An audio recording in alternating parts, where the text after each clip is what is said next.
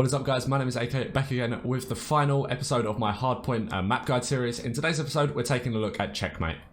If you haven't seen one of my videos before, in today's video I'll be going through breaks, holds and rotations for all 5 hardpoints on this map, and then once you've checked out this, be sure to check out the link in the description to the playlist that has all of the other hardpoint maps, as well as the control and S&D maps, to essentially learn everything that you can about competitive Call of Duty.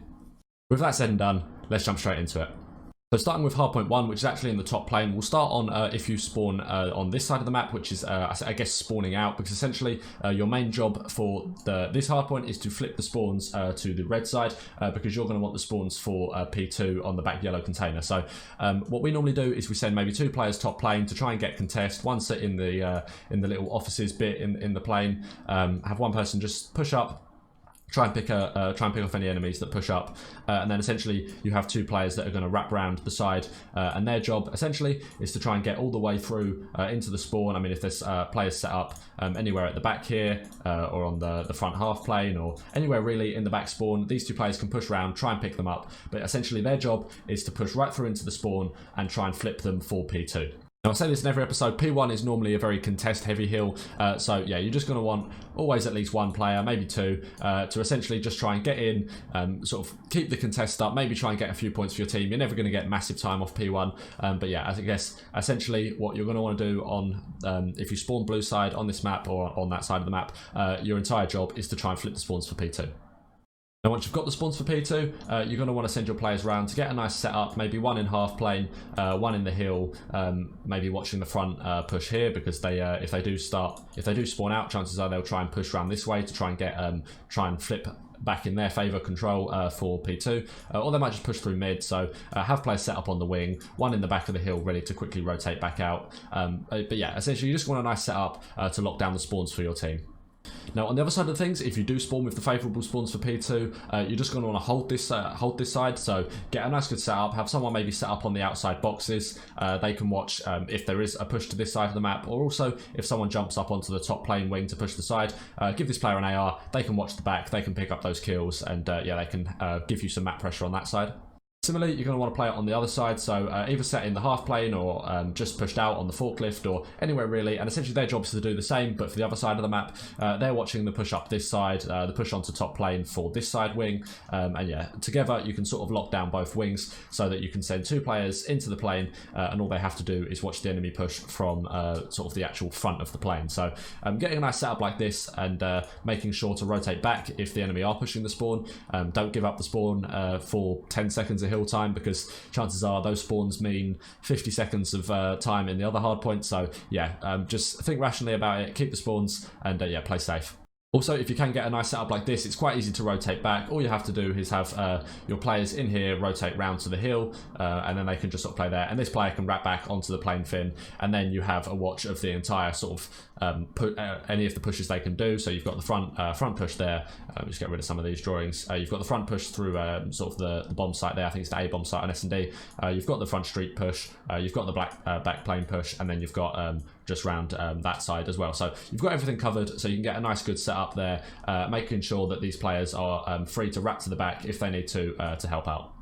Now, if you're spawning out for this hill and you have players on the other side, what's a good strat to do? Now, we tend to have, or what we tend to try and organise is a big push towards this side, sort of the bottom side of the map, because what these players can do is they can push through, get control of the fin, try and kill any players in the half plane, and essentially push through to the back spawn to try and flip the spawns for P2. Now, flipping the spawns is the easiest way to get control of this hardpoint. If you're flooding the front and they're still spawning nice and close in the back over here, chances are you're not going to be able to hold sort of break and then hold the break for very long. It might get 5 seconds out of it, but they'll flood back so much quicker than you. So hitting the front of this hill is not always the most successful thing to do, especially with the current EU GA with no smokes. Won't know how long that stays around for. I'm expecting it to get overturned. It seems pretty ridiculous, but yeah, essentially you want to flip the spawns so you can hit it from the back, and then you should be able to break and then hold for quite a bit longer. Now, for some hills, I say if you're getting too towards the end of the hard point, you don't want to flip the spawns, but you can actually hold P3 from these side spawns, so that's not actually too bad, and there's no even benefit for the P4 side. It's only really until P5 that you want to flip the spawns, so if you do flip the spawns with 20 seconds left on the hill, that's not the end of the world. You can get some nice good contests on P3 with the spawns on this side of the map, and then the rotations to P4 don't even require spawns on this side of the map, so don't worry about flipping the spawns too late. You can deal with that, and if it helps you get 20 seconds on P2, by all means go for it. On the subject of rotations to P3, let's basically explain how that is going to work. Now, P3 is quite similar to P1 in that it's quite a contest heavy. You're not really going to be able to rack up a lot of time on it unless you really get some map pressure and really can sort of lock them down in their spawn. But really, it depends on which side of the map you're spawning. If you're spawning this side, you're going to want to get your setup so that you can watch the enemy pushes, have someone set up top plane, and then one player maybe on the outer sort of back plane or on the containers over here, essentially just watching this side of the map, and essentially you're going to want to lock them in this side of the spawn. Or alternatively, if you're spawning the other side, everybody just turns around. You have players set up on the bottom plane there, watching the push there, watching the top plane, and then have a player set up at the back, maybe at the far back here, and then you want to essentially then lock them in this side spawn. So essentially, you're going to want to try and get as much map pressure as you can, and try and push them into the spawn so that you can at least rack up a bit of time on this hill. But yeah, it's sort of it's not going to be the easiest hill to hold. Now, there's a lot of ways to break this hill. I don't really think I need to go into too much detail. It's quite an open hill. Essentially, you just sort of push things in doubles, perhaps. So say you're spawning on this side, have two people push this side, two people push this side, and yeah, let me just drag them over there. And you should be able to pick up some kills together and at least get them out of the hill. You might not actually be able to hold it, but if you can at least get a few trades, you can get people out of hill and then play the contest around the hill and should be able to pick up a few kills. Now, towards the later half of this hill, you're going to want to make sure that you do have the top plane control. And when I say top plane control, I especially mean this wing here. This wing here gives you quite a lot of nice angles.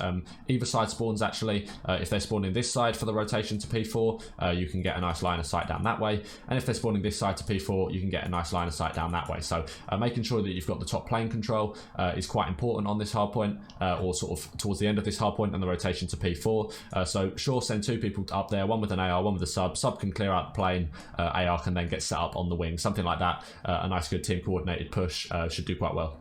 Now, on the subject of rotating to P4, actually for pushing this off the start, I wouldn't really say there's a favourable side. Both sides you can lock down and hold P4 from, but I guess the thing that you're going to want to do during P4 is hopefully at some point try and flip the spawn. So if you are spawning on this side, make sure you wrap around this side, maybe give up 10-20 seconds of P4 to get into this back spawn, to flip the spawns, have someone set up in the top tower maybe, someone set up in wood, and essentially you're going to want to try and flip the spawn so that for P5 you can lock it down. You can actually get quite a bit of time off P5. It is quite easy to hold, especially if the enemy team sort of spawn up and push straight to the front.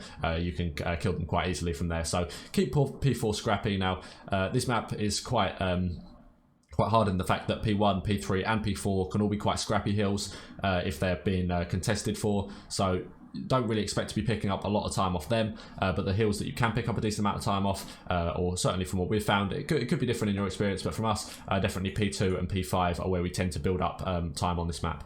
But yeah, so essentially your focus all throughout P4 is trying to flip the spawns, get those spawns for the P5 so that you get that advantage on the rotation. Then again, if you are spawning this side for P4, send your players to flood the hill, go for it, get someone set up top plane, but again, make sure you have someone set up in the back wood, watching the rotate this side or watching the rotate through top plane if this player dies, and essentially making sure that you can lock down the spawns, keeping the spawns, because it will help massively for the next hill. So with that said, let's finally move on to P5. So what's a good setup generally for this? Now, we like to have someone set up somewhere in the top plane, watching the top plane push, because that is where they like to push, and then having someone set up in the back wood that can sort of watch the cross and also peek and watch the front if need be.